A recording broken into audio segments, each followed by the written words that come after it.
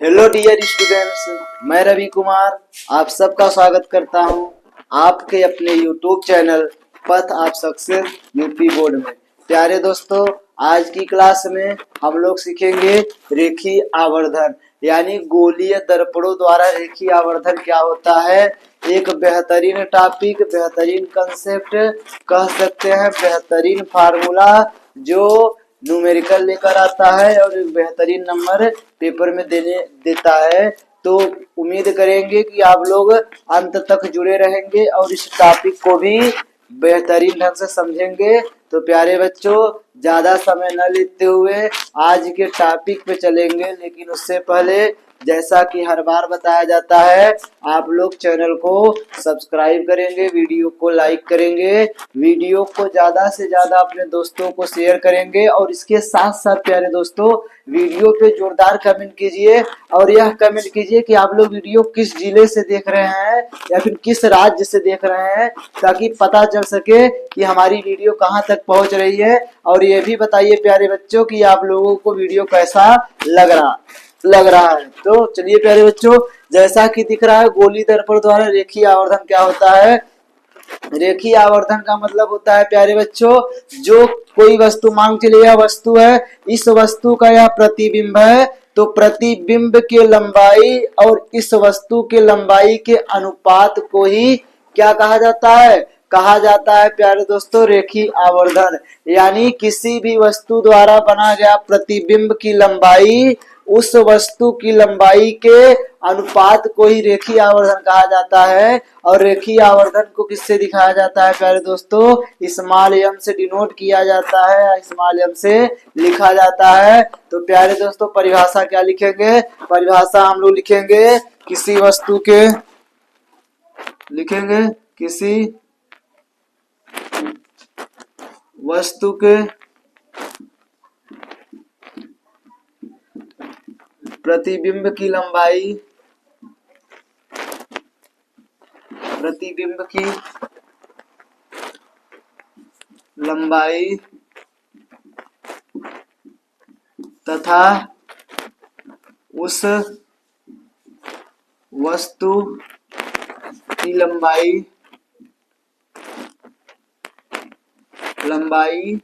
के अनुपात को रेखीय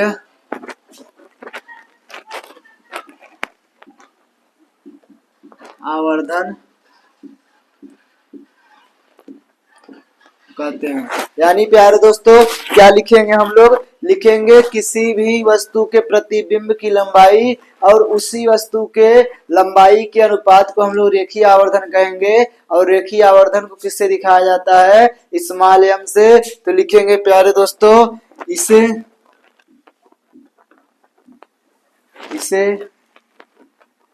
एम से प्रदर्शित करते हैं, यम से प्रदर्शित करते हैं।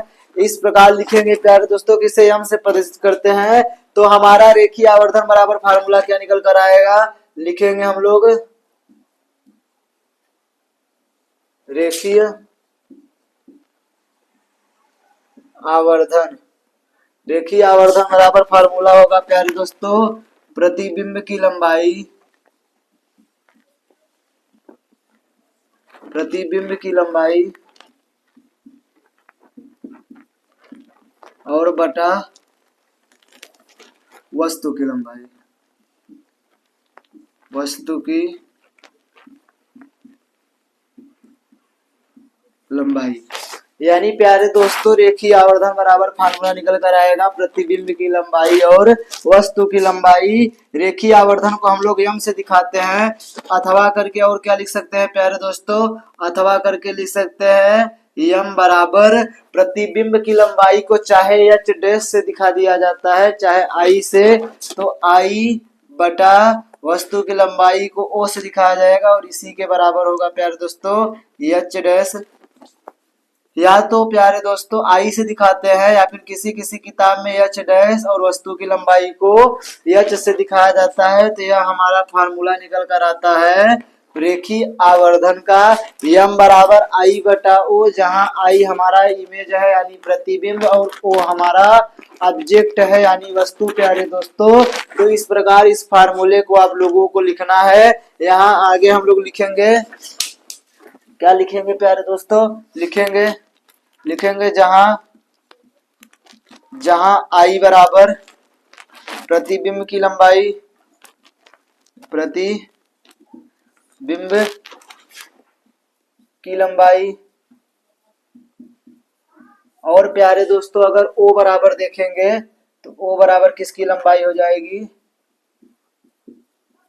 वस्तु की लंबाई।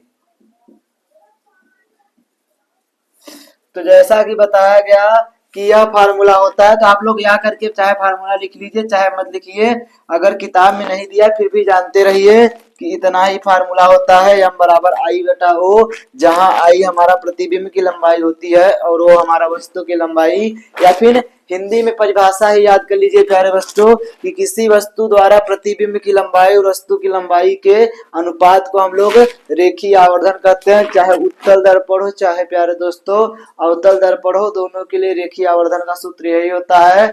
इसके बाद आप लोग इसको उतारिए, फिर हम लोग इसके चिन्ह पे बात करेंगे, कब धनात्मक होगा, किस दर्पण के लिए ऋणात्मक होगा, और इसका वस्तु की दूरी और प्रतिबिंब की दूरी से क्या संबंध है। तो ज्यादा समय नहीं लेंगे, आप लोग इसको तुरंत उतारिए और फिर उसके बाद हम लोग टॉपिक पर बढ़ते हैं।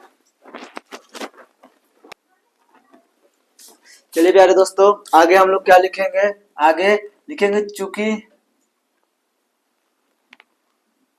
हम जानते हैं प्यारे दोस्तों कि अगर कोई प्रतिबिंब मुख्य अक्ष के ऊपर बन रहा है या फिर कोई भी दूरी अगर मुख्य अक्ष के ऊपर है तो वह धनात्मक होती है, और अगर मुख्य अक्ष के नीचे है तो वह ऋणात्मक होती है। तो वही चीज यहाँ लिखेंगे प्यारे दोस्तों, लिखेंगे क्या, लिखेंगे चूंकि चिन्ह परिपाटी के अनुसार,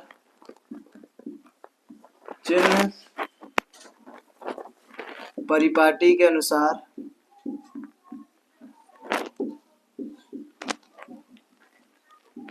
चिन्ह परिपाटी के अनुसार मुख्य अक्ष के ऊपर की दूरियां, मुख्य अक्ष के ऊपर की दूरियां धनात्मक तथा मुख्य अक्ष के नीचे की दूरियां ऋणात्मक ली जाती है। प्यारे दोस्तों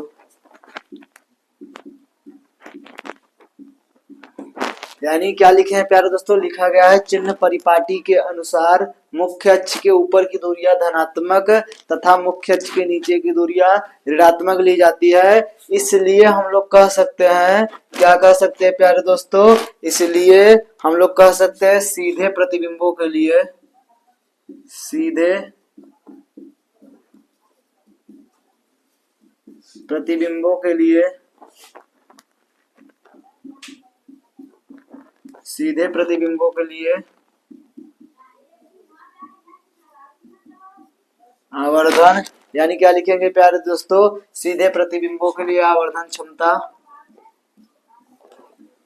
धनात्मक तथा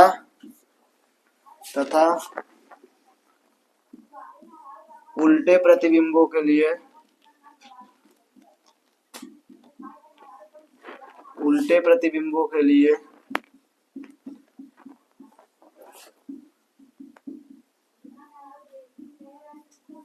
आवर्धन क्षमता ऋणात्मक होती है, ऋणात्मक होती है। यानी इससे क्या समझ में आया प्यारे दोस्तों आप लोगों को कि अगर प्रतिबिंब सीधा बन रहा है तो आवर्धन क्षमता हमारा धनात्मक होगा, और अगर प्रतिबिंब हमारा उल्टा बन रहा है तो उल्टे प्रतिबिंबों के लिए जो आवर्धन क्षमता होगा वह ऋणात्मक होगा। तो उम्मीद करते हैं आप लोगों को यह भी समझ में आ गया होगा। अब आगे हम लोग पढ़ेंगे कि जो आवर्धन का परिमाप होता है वो प्रतिबिंब के आकार पे किस प्रकार निर्भर करता है। जैसे मान के चलिए अगर यह कह दे कि अगर वस्तु की लंबाई प्रतिबिंब की लंबाई के बराबर आ जाए, या फिर किसी वस्तु का जो रेखीय आवर्धन है वह 1 है तो प्रतिबिंब की लंबाई बताइए, तो प्रतिबिंब की लंबाई प्यारे दोस्तों वस्तु की लंबाई के बराबर हो जाएगा। यानी कहने का यह तात्पर्य है कि अगर रेखीय आवर्धन के परिमाप और प्रतिबिंब के आकार के बारे में आप लोग जानकारी ले लेंगे तो लगभग 70% एमसीक्यू वाला जो क्वेश्चन होगा रेखीय आवर्धन से उसका जवाब आप लोग मौखिक दे देंगे। बहुत बेहतरीन ढंग से समझाया जाएगा, लेकिन तब तक आप लोग जुड़े रहेंगे और प्यारे बच्चों वीडियो को लाइक जरूर करेंगे। चलिए आप लोग इसको उतारिए, फिर उसके बाद हम लोग उस टॉपिक पर बढ़ते हैं। चलिए प्यारे बच्चों, अब हम लोग देखेंगे कि जो आवर्धन का परिमाप होता है उससे वस्तु का आकार और प्रतिबिंब के आकार में क्या संबंध होता है। तो यहाँ पर लिखा है किसी प्रतिबिंब का रेखीय आवर्धन निम्नलिखित प्रकार से वस्तु के आकार पर निर्भर करता है। यानी किस प्रकार से वस्तु के आकार पर निर्भर करता है इस बात को हम लोग समझेंगे। अगर प्यारे दोस्तों आवर्धन का परिमाप 1 के बराबर आ जाए, किसके बराबर आ जाए प्यारे दोस्तों 1 के, यानी अगर आवर्धन का जो परिमाप है वह एग्जैक्ट 1 आ जाए, या फिर सवाल में आप लोगों को रेखीय आवर्धन का परिमाप 1 दिया हो, तब जो प्रतिबिंब का आकार रहेगा वह बराबर रहेगा वस्तु के आकार के, वस्तु के आकार। यानी प्यारे दोस्तों क्या लिखेंगे, लिखेंगे प्रतिबिंब का जो आकार होगा वह वस्तु के आकार के बराबर होगा। अब आप लोगों को दिमाग में आया होगा कि हमें कम समझ में आ रहा है कि क्या लिखा है। तो अगर आपको पेपर में ऐसे दे देगा या फिर एमसीक्यू में ऐसे दे देगा कि एक 20 सेंटीमीटर लंबाई, या फिर ऐसे दे देगा प्यारे दोस्तों कि एक वस्तु का रेखीय आवर्धन, प्रश्न को सुनेंगे प्यारे दोस्तों, बहुत आसान प्रश्न आप लोगों को बताने की प्रयास कर रहे हैं। एक वस्तु का रेखीय आवर्धन 1 दिया है, कितना दिया है प्यारे दोस्तों 1 दिया है। एक वस्तु का रेखीय आवर्धन 1 दिया है तथा वस्तु द्वारा बने प्रतिबिंब की लंबाई 20 सेंटीमीटर है।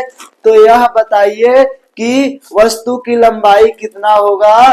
तो मेरे प्यारे दोस्तों आप लोग वहां पर अपना दिमाग थोड़ा सा लगाएंगे, बिना पेन उठाए उस प्रश्न का जवाब दे सकते हैं। कैसे दे सकते हैं, सवाल में हमने यह कहा कि किसी रेखीय आवर्धन का परिमाप 1 दिया है, यानी किसी रेखीय आवर्धन का जो मान है वह 1 दिया है। तो जब परिमाप या मान 1 दिया हो तो प्रतिबिंब का आकार वस्तु के आकार के बराबर हो जाएगा। तो मेरे प्यारे दोस्तों 20 सेंटीमीटर अगर प्रतिबिंब की लंबाई है तो वस्तु की लंबाई भी मेरे प्यारे दोस्तों 20 सेंटीमीटर ही होगा। तो आप लोगों को कुछ आइडिया तो लग गया होगा कि कहना क्या चाह रहे हैं। या फिर ऐसे भी दे सकता है कि कोई वस्तु 5 सेंटीमीटर है और उसके द्वारा बना प्रतिबिंब भी 5 सेंटीमीटर का है, तो वस्तु का रेखीय आवर्धन बताइए। तो इसको अगर आप लोग पढ़े रहेंगे प्रमेय को तो पता चल जाएगा कि 5 सेंटीमीटर का प्रतिबिंब बन रहा है और 5 ही सेंटीमीटर का वस्तु भी दिया है। तो मेरे प्यारे दोस्तों जो आवर्धन का परिमाप या आवर्धन का मान होगा वह 1 आएगा। तो उम्मीद करते हैं आप लोगों को यह समझ में आ गया होगा। प्यारे दोस्तों आज आवर्धन के लिए सूत्र मतलब डेरिवेशन भी करा दिया जाएगा। तो आज आप लोगों का प्रकाश का परावर्तन समाप्त हो जाएगा। अगले क्लास में आप लोगों को कुछ बताया जाएगा। आज तड़कता भड़कता एक रील आप लोगों तक पहुंचेगा, उसमें बताया जाएगा कि अगली क्लास में क्या करना है, कैसे करना है। उम्मीद करेंगे प्यारे दोस्तों कि आप लोग उस रील को देखेंगे और ज्यादा से ज्यादा प्यार देंगे। सरप्राइज एक है आप लोगों के लिए, लेकिन तब पहुंचेगा सरप्राइज जब आप लोग चैनल को सब्सक्राइब करके बेल आइकन के बटन को प्रेस करेंगे, तब मेरे प्यारे दोस्तों। इसके बाद आप विश्वास कीजिए दोस्तों, आप लोग भरोसा किए हैं तो भरोसा आप लोगों के साथ है। हर टॉपिक क्लियर कराया जाएगा, हर किताब से मिलेगा। ऐसा कोई किताब नहीं होगा जो आप उठाएंगे और आप लोग कहेंगे करे ये तो छूट गया, ये नहीं बताया गया। न्यूमेरिकल हर एक सूत्र से पाठ के समाप्त होने के बाद इस पाठ का निचोड़ लेकर आएंगे हम एक ही वीडियो में। वन शॉट नहीं कर सकते प्यारे दोस्तों, क्योंकि वन शॉट में सब पढ़ाया जाता है, लेकिन वह वीडियो सिर्फ डेडिकेटेड रहेगा सूत्रों पे बनने पर, इस पर ही सिर्फ डेडिकेटेड रहेगा। वन शॉट बाद में चलेगा प्यारे दोस्तों। वन शॉट का मतलब होता है कि बेहतरीन टॉपिक कराना, लेकिन जो वीडियो हम लेकर आएंगे वह यूट्यूब पे तहलका मचाएगा। तो आप लोग प्यारे दोस्तों वीडियो को ज्यादा से ज्यादा मतलब प्यार दीजिएगा उस वीडियो को। लेकिन अगले क्लास में आप लोगों को क्या कराया जाएगा, इससे जुड़ी हुई एक बात आप लोगों को रील के सहारे पहुंचाई जाएगी। तो आप लोग चैनल को सब्सक्राइब करेंगे। तो उम्मीद करते हैं कि आप लोगों को यह समझ में आ गया होगा। अब आगे क्या होगा प्यारे दोस्तों, अगला अगर आवर्धन का परिमाप 1 से बड़ा हो जाए, यानी प्यारे दोस्तों यह किसका चिन्ह है, यह चिन्ह है बड़ा का। जिसकी तरफ मुंह खुला रहेगा वह बड़ा होता है, जिसकी तरफ मुंह बंद होगा वह छोटा होता है। कई बच्चों को यह समझने में दिक्कत होती है कि यह किसका चिन्ह है। दोनों को बड़ा भी पढ़ा जाता है, दोनों को छोटा भी, यानी ग्रेटर देन और स्मॉलर देन दोनों को पढ़ा जाता है। जैसे मान चलिए इसके आगे 1 लिख दिया जाए और यहाँ लिख दिया जाए 0, तो प्यारे बच्चों 0 से यह 1 बड़ा है। और अगर यहाँ 2 लिख दिया जाए तो 2 0 से बड़ा होगा, यानी 0 लेस देन 1, और यहाँ भी 0 लेस देन 2, यानी यहाँ लिखा जाए तो 2 ग्रेटर देन 0 और 2 ग्रेटर देन प्यारे दोस्तों 1 भी लिख सकते हैं इसको। तो इस प्रकार पढ़ा जाता है। अगर आप लोगों को बताया जाए तो एक बात से यह समझिए, सभी बातों की एक बात, जिसकी तरफ मुंह खुल जाए वह बड़ा, जिसकी तरफ मुंह बंद है वह छोटा। तो मुंह खुला है 1 के विपरीत दिशा में, 1 का विपरीत मतलब आवर्धन का परिमाप। अगर आवर्धन का परिमाप 1 से बड़ा है, 1 से बड़ा का मतलब प्यारे दोस्तों धनात्मक संख्या, मतलब 1 पॉइंट समथिंग 2 3 4 5 यहाँ तक की अनंत तक की संख्या अगर धनात्मक में, तब जो प्रतिबिंब का आकार है वह बड़ा रहेगा वस्तु के आकार से। यानी मेरे प्यारे दोस्तों एमसीक्यू में ऐसे पूछ सकता है कि बताइए किसी वस्तु का आवर्धन 4 है। कितना है मेरे प्यारे दोस्तों, 4 है। किसी वस्तु का आवर्धन 4 है तो यह बताइए प्रतिबिंब का आकार वस्तु के आकार से किस प्रकार संबंधित होगा। तो प्रतिबिंब का आकार मेरे प्यारे दोस्तों वस्तु के आकार से बड़ा होगा। अब किसी बच्चे के मन में डाउट आएगा कि प्रूव करके दिखाइए कि कैसे होता है, तो चलिए मेरे प्यारे शेरों और शेरनियों आप लोगों के लिए प्रूव भी कर दिया जा रहा है तुरंत। अगर यम बराबर मान के चलिए 2 दे दिया है, कितना 2 दे दिया जाए, और वस्तु का आकार मान के चलिए दिया है 10 सेंटीमीटर, तो क्या आई का मान, यहाँ क्या लिखा है प्यारे दोस्तों, प्रतिबिंब का आकार वस्तु के आकार से बड़ा आना चाहिए, तो 10 से तो बड़ा ही आना चाहिए। तो यम बराबर फार्मूला हम लोग जानते हैं आई बटा ओ होता है। यम की जगह 2 रखेंगे, आई का मान हमें निकालना है, और ओ की जगह 10 दिया है, तिर्यक गुणा करेंगे तो 10 दूना 20, यानी आई बराबर 20 सेंटीमीटर होगा।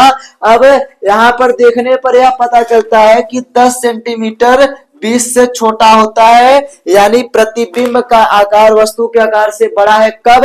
जब यम का मान प्यारे दोस्तों 1 से बड़ा है तब अब पहला वाला प्रूफ कर दे तो m की जगह 1 रखते हैं मेरे प्यारे दोस्तों, तो यहाँ 1 हो जाएगा और 10 गुणा 1 में करेंगे तो 10 ही आएगा। यानी इस स्थिति में प्रतिबिंब का आकार वस्तु के आकार के बराबर होगा। अब आपके दिमाग में आएगा यहाँ 10 है तो यहाँ 20 आएगा, हमेशा दोगुना आएगा? नहीं प्यारे दोस्तों, यहाँ 2 था तो गुणा करने पर दोगुना आया, जिस प्रकार गुणा होगा उस प्रकार आएगा। लेकिन इस बात को जानते रहिए कि अगर आवर्धन का परिमाप 1 से बड़ा है तो प्रतिबिंब का आकार वस्तु के आकार से बड़ा रहेगा। या फिर दूसरे शब्दों में अगर O की जगह 10 दिया होता, I की जगह 20 दिया होता, तो इसका मतलब यानी वस्तु का आकार अगर प्रतिबिंब के आकार से छोटा है तो रेखीय आवर्धन का मान 1 से बड़ा ही आएगा। तो यह दूसरी कंडीशन हो गई। एक कंडीशन और होगी छोटे वाली सॉरी बच्चों, तीसरी कंडीशन क्या होगी? आवर्धन का परिमाप छोटा हो 1 से। क्या हो प्यारे दोस्तों? आवर्धन का परिमाप 1 से छोटा हो।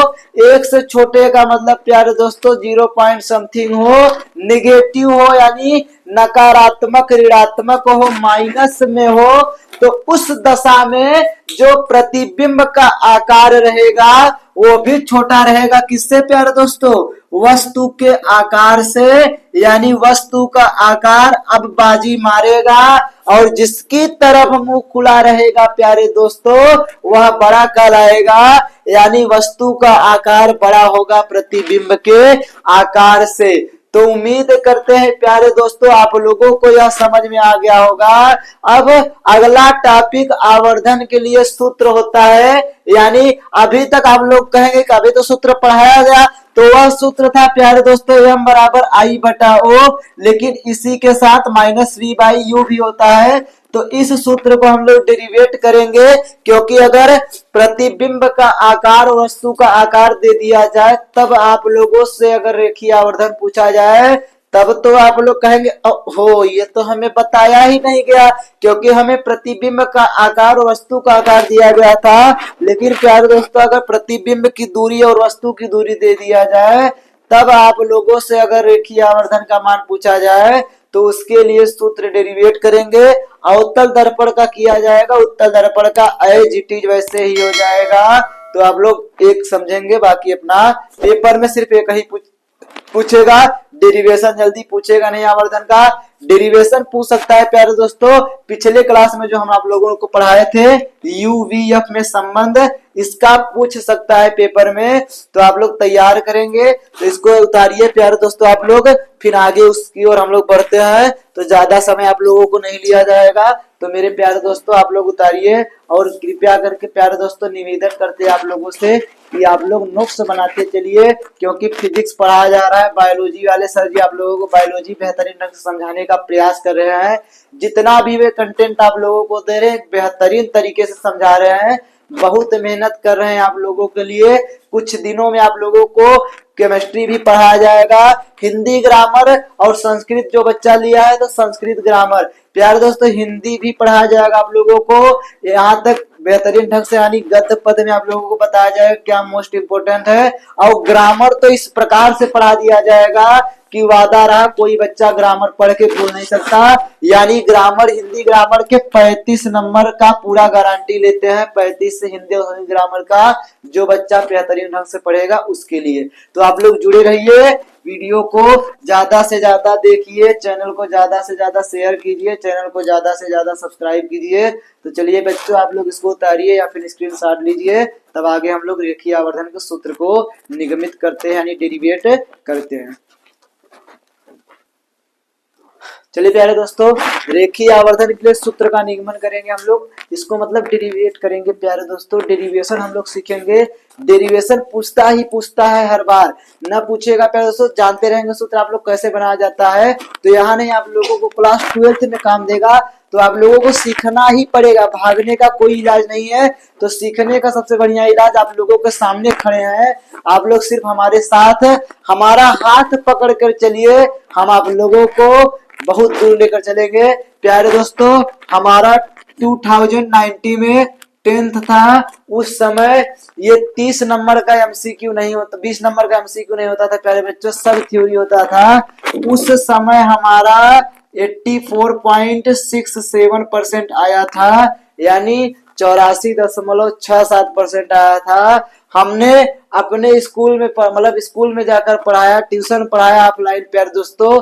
हमने अपने छोटे भाई को पढ़ाया और उसने 2023 यानी 2023 में उसका बोर्ड का पेपर था और हमसे पढ़कर उसने 91.33% लेकर आया। और इस बार यानी 2025 और प्यारे दोस्तों ये 2023 में 2024 था, सॉरी 2025 में हमारे कोचिंग के यानी हमारे इंस्टीट्यूट की ही एक लड़की थी, उसका 90.33% आया।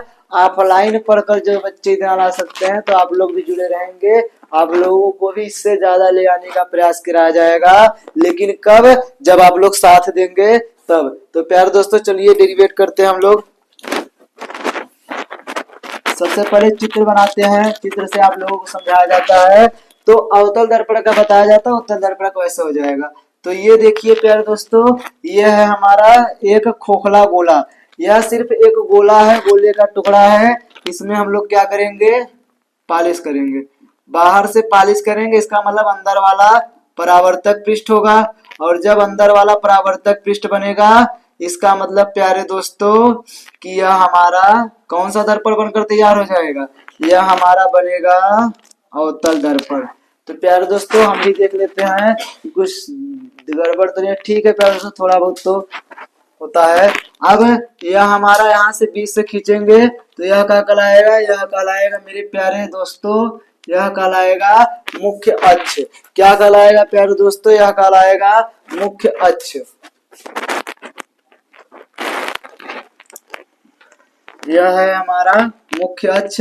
यहाँ पर होगा दर्पण का ध्रुव यानी P मेरे प्यारे दोस्तों, कुछ दूरी यहाँ पर होगा F और इससे कुछ दूरी यहाँ पर होगा C, इतना होगा प्यारे दोस्तों। इसके बीच में एक वस्तु हम लोग रख देते हैं और इस वस्तु का नाम क्या देते हैं, इस वस्तु का नाम दे देते हैं A और B। अब इस वस्तु से एक किरण चलेगी प्यारे दोस्तों मुख्य अक्ष के समांतर, और मुख्य अक्ष के समांतर चलने के बाद दर्पण से टकराएगी और परावर्तन होकर फोकस से जाएगी। सभी बच्चे को यह नियम तो पता है प्यारे दोस्तों कि मुख्य अक्ष के समांतर आने वाली प्रकाश की किरण परावर्तन के बाद मुख्य फोकस से होकर जाती है, और दूसरी किरण प्यारे दोस्तों दर्पण के केंद्र से होकर आएगी और परावर्तन के बाद पुनः उसी मार्ग पे लौट जाती है, और दोनों जहां एक दूसरे को प्रतिच्छेद करेगी, यानी दोनों परावर्तित किरण एक दूसरे को जहां प्रतिच्छेद करेगी वहीं पर वस्तु का प्रतिबिंब बनता है। तो इसे हम लोग नाम दे देंगे बी डैश और ए डैश। उल्टा बन रहा है प्यारे दोस्तों। अब एक हम लोग अपने से यहाँ कोण ले लेते हैं पी पर, जो इस प्रकार रहेगा। तो इस प्रकार चित्र बनेगा प्यारे दोस्तों। अब जो बनाया गया है उसी को अपने शब्दों में क्या करना है, हमें उसी को अपने शब्दों में लिख देना है प्यारे दोस्तों। तो ज्यादा समय न लेते हुए चलिए लिखते हैं। क्या लिखेंगे प्यारे दोस्तों, लिखेंगे माना इसे M1 M2 मान लेते हैं दर्पण। माना M1 M2 एक अवतल दर्पण है, M1 M2 एक अवतल दर्पण है। इस प्रकार लिखेंगे प्यारे दोस्तों कि M1 M2 एक अवतल दर्पण है जिसका ध्रुव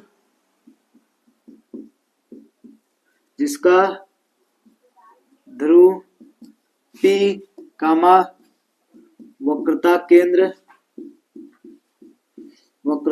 C तथा फोकस F है। इतना हो जाएगा प्यारे दोस्तों, तथा फोकस F है। लिखेंगे दर्पण के मुख्य अक्ष पर, क्या लिखेंगे प्यारे दोस्तों, दर्पण के मुख्य अक्ष पर एक वस्तु AB है जिसका वास्तविक और उल्टा प्रतिबिंब, क्या लिखेंगे पहले दोस्तों, जिसका उल्टा तथा वास्तविक प्रतिबिंब ए डैश बी डैश बनता है। यानी प्यारे दोस्तों इतना हिंदी आप लोगों को लिखना पड़ेगा, नहीं भी लिखेंगे फिर भी आप लोगों को नंबर दिया जाएगा, डायरेक्ट डेरिवेशन शुरू कर देंगे फिर भी। चलिए प्यारे दोस्तों लिखेंगे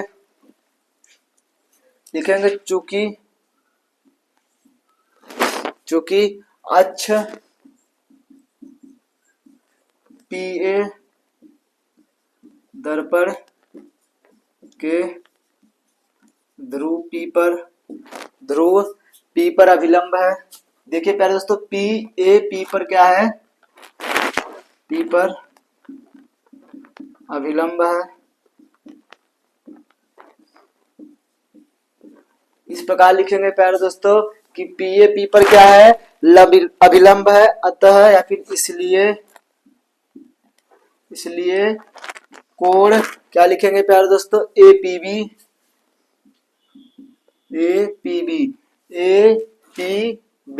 यानी प्यारे दोस्तों कोण एपीबी। यार दोस्तों बहुत गर्मी है फिर भी आप लोगों के लिए पढ़ाया जा रहा है, तो आप लोग चैनल को सब्सक्राइब जरूर कर लेंगे। एपीबी आपतन कोण है तथा प्यारे दोस्तों ए डैश कोण ए डैश पी और बी, क्या लिखेंगे प्यारे दोस्तों, ए डैश पी और बी, ए डैश पी बी परावर्तन कोण, यानी इसको हम लोग आपतन कोण मान लेते हैं और इसको परावर्तन कोण मान लेते हैं प्यारे दोस्तों।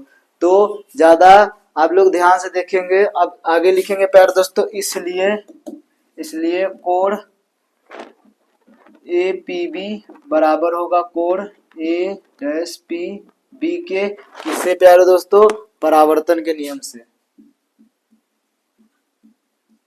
परावर्तन के नियम से। इतना हो जाएगा। आगे बढ़ेंगे प्यारे दोस्तों, आगे लिखेंगे कोण बी ए पी, क्या लिखेंगे, कोण ए बी पी, यानी प्यारे दोस्तों ए बी पी ये वाला कोण बराबर होगा कोण ए डैश बी डैश पी के, यानी ए डैश बी डैश पी के किससे बराबर होगा प्यारे दोस्तों, लिखेंगे प्रत्येक समकोण है, प्रत्येक समकोण है। ध्यान से देखेंगे तो बी वाला भी समकोण है, बी डैश भी समकोण है। अब लिखेंगे अतः त्रिभुज ए बी पी या फिर ए पी बी बड़ा समरूप है, या फिर कामा कर तथा लिखेंगे, अतः त्रिभुज ए पी बी तथा त्रिभुज A dash P dash B dash, यानी क्या लिखेंगे प्यारे दोस्तों, A dash B dash P, A dash और उल्टा लिखिए क्या प्यारे दोस्तों, लिखेंगे बी डैश ए डैश और पी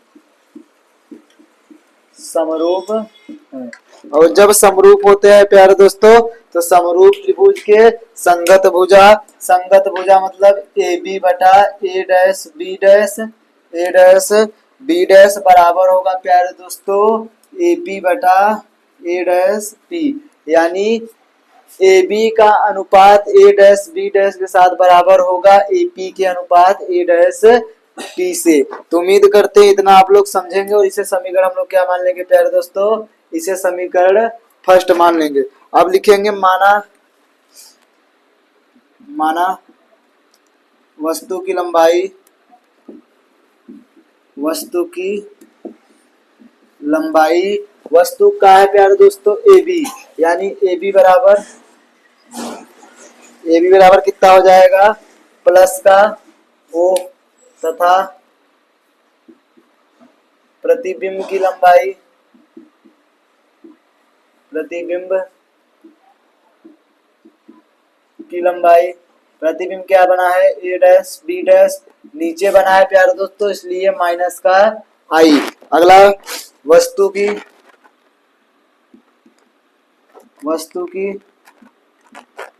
दर्पण से दूरी या फिर वस्तु की दूरी मान लेते हैं, क्या है प्यारे दोस्तों पीबी।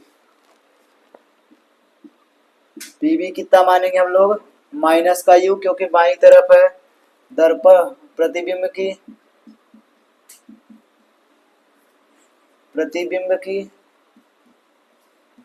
दर्पण से दूरी,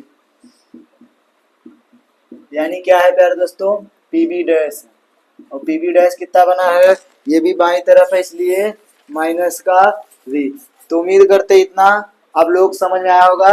अब लिखेंगे प्यारे दोस्तों उपरोक्त मानों को समीकरण एक में रखने पर। तो समीकरण एक में रखेंगे प्यारे दोस्तों ए बी की जगह क्या रखेंगे हम लोग, ओ रखेंगे, बटा ए डैश बी डैश की जगह माइनस आई और बराबर पीबी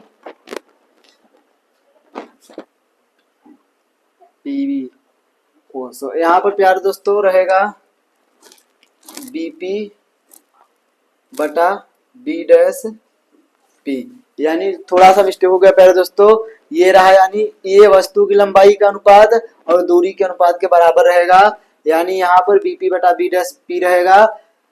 तो बीपी चाहे पीबी देखिए यहाँ पर क्या रखेंगे माइनस यू और बटा बी डैश पी, यानी पीबी डैश का रखेंगे हम लोग माइनस का वी। माइनस से माइनस कटेगा प्यारे दोस्तों, यानी क्या लिखेंगे हम लोग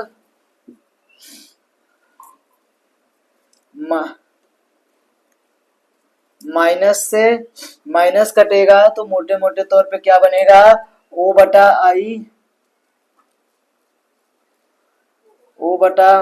आई बराबर, ये माइनस इस तरफ आएगा तो माइनस का यू बटा वी। इधर चलते हैं प्यारे दोस्तों, इसको मिटा देते हैं या फिर आप लोग इसको उतारिए, कुछ सेकंड का समय है, फिर उसके बाद इसके आगे 4 लाइन हो बची, फिर इसके बाद डेरिवेशन हमारा कंप्लीट हो जाएगा। उतारिए आप लोग। चलिए प्यारे दोस्तों अब यहाँ मिटा देते हैं, हमारे काम का नहीं है, जगह कम पड़ेगा प्यारे दोस्तों, नहीं तो यहीं पर आ जाता।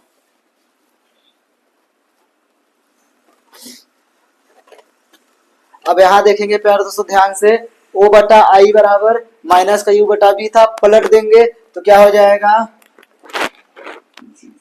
आएगा आई बटा ओ बराबर माइनस का वी बटा यू। अब इतना हो जाएगा प्यारे दोस्तों, और इसको आवर्धन कहते हैं, तो लिखेंगे अतः आवर्धन, क्या लिखेंगे अतः आवर्धन यम बराबर क्या हो जाएगा प्यारे दोस्तों आई बटा ओ बराबर माइनस वी बटा यू। तो यही फार्मूला होता है प्यारे दोस्तों रेखीय आवर्धन के सूत्र, यानी रेखीय आवर्धन का यही सूत्र होता है। अब नोट करके यह लिखेंगे उत्तल दर्पण के लिए भी रेखीय आवर्धन का सूत्र यही होता है, और उत्तल दर्पण के लिए आवर्धन सदैव धनात्मक होता है और 1 से कम होता है। तो अगर प्यारे दोस्तों किसी सवाल में v और u दिया है तो m बराबर माइनस वी बटा यू लगाकर हल करेंगे, i बटा o दिया है तो m बराबर i बटा o लगाकर हल करेंगे, और अगर प्यारे दोस्तों i o v दे दिया, u पूछ रहा है तो m हटाकर इसका प्रयोग करेंगे, यानी जैसा देश वैसा भैंस, जैसा सवाल वैसा सूत्र। तो नोट करके कुछ चीजें लिख लेंगे, उसके बाद आप लोगों को छोड़ दिया जाएगा। तो नोट करके लिखेंगे प्यारे दोस्तों, नोट करके पहला यह लिखेंगे कि उत्तल दर्पण के लिए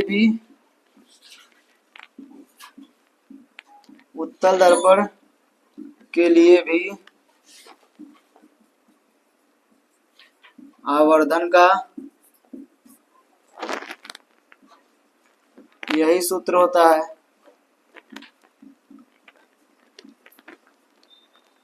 और दूसरा प्यारे दोस्तों, दूसरा क्या लिखेंगे? दूसरा लिखेंगे उत्तल दर्पण के लिए आवर्धन।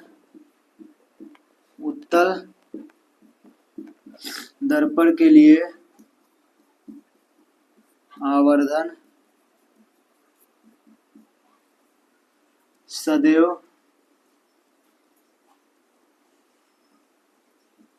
धनात्मक व 1 से कम होता है। 1 से कम होता है। तो प्यारे दोस्तों आप लोग इसको उतारेंगे। क्या है? कार्य उत्तर दर्पण भी सूत्र लगाएंगे और उत्तर दर्पण आवर्धन सदैव धनात्मक और 1 से कम होता है। तो आज के लिए बस इतना ही। आज की क्लास को समाप्त कर दिया जाता है। आज प्रकाश का परावर्तन टॉपिक कंप्लीट हो गया। अब हम लोग अपवर्तन और लेंस पढ़ेंगे।